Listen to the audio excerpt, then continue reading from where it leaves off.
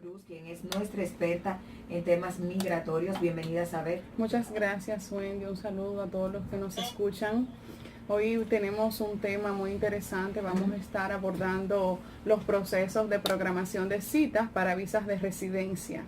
¿Que es totalmente distinto a otros visados o es el mismo proceso que se haga? Básicamente es el mismo proceso. Aquí a veces hay una diferencia y es que muchas veces el Centro Nacional de Visas le informa ya que la persona tiene su cita programada y se programa desde el Centro Nacional de Visas.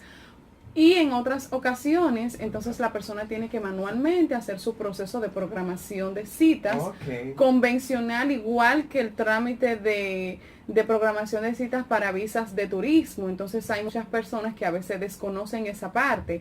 Normalmente, cuando el proceso ya llegó a su fase final, que se le indica a la persona que debe de completar la forma DS-260, que es el formulario de visa de inmigrante que se llena, entonces la persona puede hacer su proceso de programación de cita para visa de residencia. Esto es el proceso normal. Una vez que se completa este formulario de S260, se emite un código de barras igual que los formularios de S160. Sí. Entonces, con este código de barras podemos crear nuestro perfil con un correo electrónico hábil y disponible y con las informaciones personales y de nuestro pasaporte, y entonces programar nuestras citas tanto en el BAC como en la embajada. En ese sentido, saber, por ejemplo, si a mí me dan el visado por un año, ya yo tengo este perfil creado y tengo que volver a solicitar nuevamente el visado, ¿me funcionaría nuevamente o tengo que crear otro perfil? El perfil que está creado previamente puede funcionar para hacer el proceso de renovación de visa. Es decir, siempre y cuando exceda un año, como tú bien has dicho. Si es un visado de 3 meses o de 6 meses, entonces ya hay que hacer un proceso convencional de solicitud de visa una vez que esta visa ya ha perimido el tiempo hábil. Y aplica para todos los que están pedidos, entiéndase. Por ejemplo, si este proceso, bueno, pues tiene a toda la familia, menores de edad, mayores de edad, todos tienen que hacer su Todos los solicitantes tienen que llenar la forma de S260 y programar su cita, que puede ser en conjunto, en un mismo perfil. Ese pago lo podrían hacer desde Estados Unidos la persona que está pidiendo ese pago, Wendy, normalmente se tramita directamente ante el Servicio de Ciudadanía e Inmigración estadounidense. Exacto, entonces porque el inicio se da con el inicio de la petición familiar, que es la forma I-130. Entonces ya el pago se hace directamente allá. Ya cuando el proceso llega aquí, que usted tiene su entrevista con el cónsul, normalmente no hay que efectuar un segundo pago. Sí, las personas tienen que hacer su proceso de hacerse sus análisis, que normalmente se diligencia 15 días antes de ir al BAC y de ir a entrevistarse con el oficial que va a evaluar ese caso.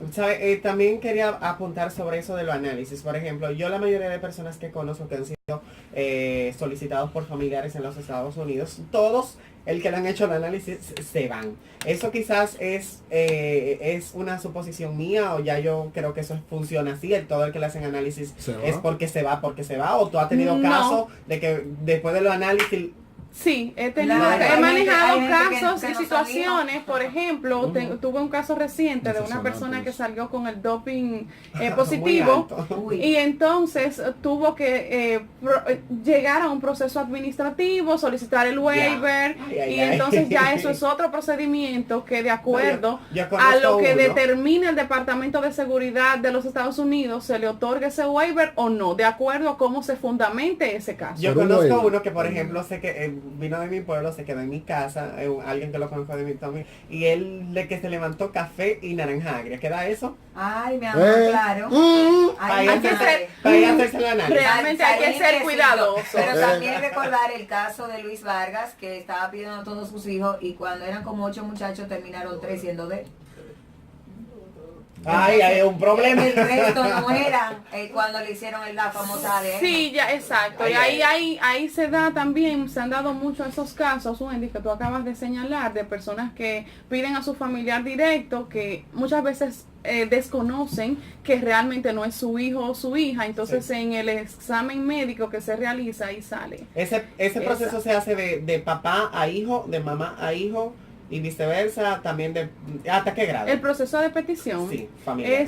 Porque a veces la gente se confunde, ay, que un primo me va a pedir, no. Normalmente, bueno aclarar esa parte que tú acabas de mencionar, Richard, y es que cuando se trata de un ciudadano americano de los Estados Unidos, tiene preferencias en cuanto a las peticiones. Esto significa que no tiene que esperar que exista un turno de visa disponible. Ya.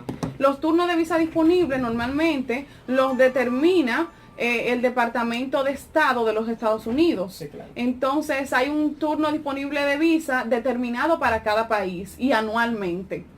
Entonces los ciudadanos americanos pueden pedir a sus familiares directos y no hay un tiempo de espera en este sentido, sino que una vez que es agotado el proceso administrativo, entonces esa persona puede inmigrar a los Estados Unidos. Sí. Ahora bien, cuando hay un tiempo de espera es cuando estamos hablando de un familiar que no es directo o que aunque sea directo es un mayor de edad, por ejemplo, un hijo de un ciudadano americano que ya es mayor de edad 18, o que 21, es casado, ¿no? Mayor de 21 años para los fines de proceso de petición. O que son hermanos, pero cuando son cuando son hermanos ahí también entra el proceso de tiene que agotarse un proceso donde hay un turno de visa disponible para esa persona y se tomará en cuenta en razón del número de solicitudes en sentido general que tenga el Servicio de Ciudadanía e Inmigración estadounidense. Bueno, pues ahí está definido este tema que para dicho muchos, sin boches. No, y que sin echarle boche a la gente. Claro, sin echar boches y preguntando. Richard, ¿tú has tenido mala experiencia en ese sentido? No mala experiencia, pero yo veo una señora en televisión nacional que nada más vive dándole boche a la gente. Yo te pregunto porque tú siempre lo reiteras. ¿Por qué tú estás comparando a ella?